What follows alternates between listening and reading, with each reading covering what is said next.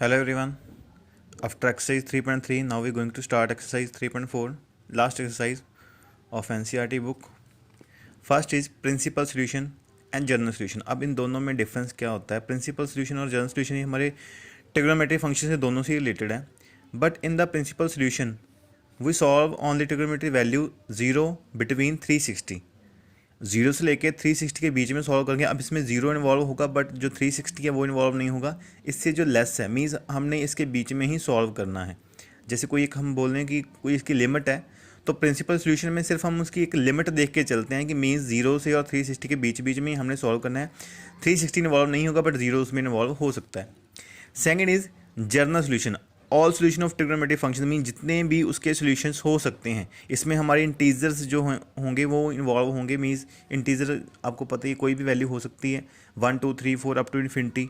बस फ्रैक्शन में नहीं होगा, इसके अलावा सभी जो है वो आपके इंटीजर में काउंट हो जाएंगे. इसके लिए कुछ आपको फॉर्मूला याद करने की ज़रूरत पड़ेगी. ये आपके जनरल सोल्यूशन से रिलेटेड है, कुछ फॉर्मूलेज हैं. इससे प्रिंसिपल सोल्यूशन हम ईजिली फाइंड कर सकते हैं. So for the first general solution of sine x when sine x equal to 0. अगर साइन एक्स 0 है, अब आपको पता है कि साइन 0 कहाँ पे होता है? जब साइन की वैल्यू 0 पे हो, 0 डिग्री पे, तो साइन क्या है 0 होता है. बट इसके बाद भी उसकी वैल्यू जो है वो 0 होती है. तो मीन्स इसका फॉर्मूला एन पाई. मीन्स अगर आप एक्स 1 पाई की बात कर लें, 2 पाई की बात कर लें, 3 पाई की बात कर लें, मीन्स एन की वैल्यू कोई भी इंटीजर हम पुट कर सकते हैं.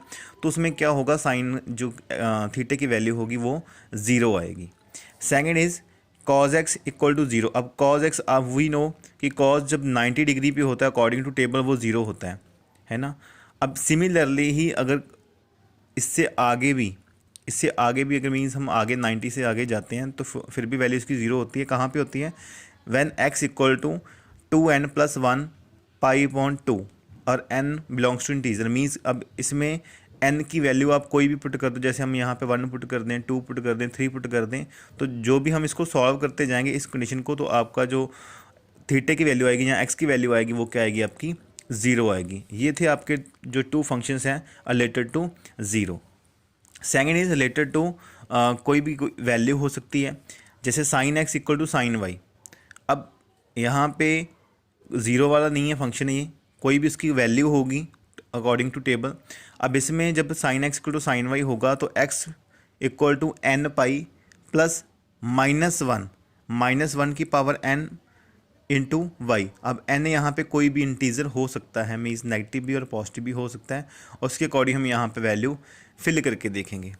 Second is cos x equal to cos y, x equal to 2n pi plus minus y. अब इसमें प्लस और माइनस दोनों इन्वॉल्व हो रहे हैं, ठीक है.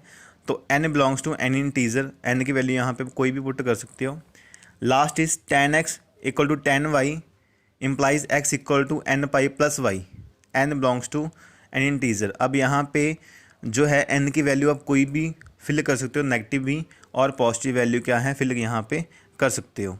सो ये कुछ फॉर्मूले हैं जो जनरल सोल्यूशन में आप यूज़ करोगे और इससे ही हम प्रिंसिपल सोल्यूशन जो है वो फाइंड कर लेंगे.